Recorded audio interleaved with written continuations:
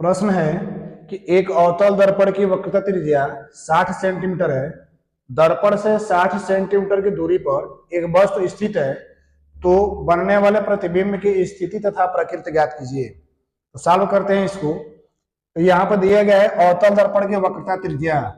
जब इसका हम सॉल्यूशन करेंगे तो सॉल्यूशन में हम लिख लेते हैं कि अवतल दर्पण की वक्रता त्रिज्या, अवतल दर्पण की वक्रता त्रिज्या।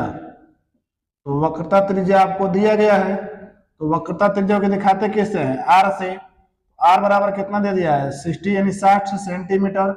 लेकिन अवतल दर्पण है तो अवतल दर्पण की वक्रता त्रिज्या किसमें होती है? निगेटिव, माइनस में होती है, -60 सेंटीमीटर। फिर कह रहा है, अब देखो यहां से हम लोग एफ निकाल सकते हैं। पहले एफ निकाल लीजिए। चूंकि एफ इज इक्वल टू कितना होता है? r/2। तो एफ इज इक्वल टू क्या हो जाएगा? -60/2।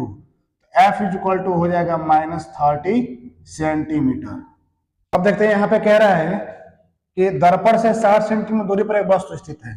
तो दर्पण से वस्तु की दूरी, दर्पण से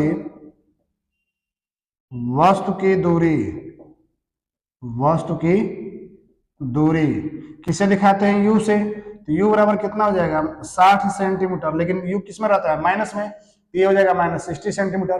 क्या कह रहा है? प्रतिबिंब की स्थिति तथा प्रकृति पूछा गया है। प्रतिबिंब की स्थिति, प्रतिबिंब की स्थिति तथा प्रकृति, तथा प्रकृति हमसे क्या किया गया है? पूछा गया है। तो हम जानते हैं दर्पण के सूत्र से, दर्पण के सूत्र से। तो दर्पण का सूत्र क्या होता है?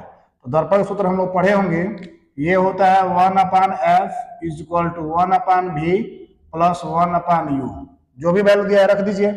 f कितना दिया है? 1/-30 is equal to 1/v plus 1/u का मान कितना दिया है? -60। ये हो जाएगा 1/30 is equal to 1/v minus 1/60। अब इसको बुला लीजिए इधर। तो जब ये इधर आएगा तो माइनस में है, तो किधर आएगा तो क्या हो जाएगा? प्लस में। तो 1/60 हो जाएगा। और ये पहले से क्या है? 1/30। ये हो जाएगा 1/v। एलसीएम कितना हो जाएगा? तो एलसीएम हो जाएगा दोनों का 30 हो जाएगा। अब क्या करेंगे? डिवाइड करेंगे तो 1 बार में जाएगा, मल्टीप्लाई 1 से 1 होगा।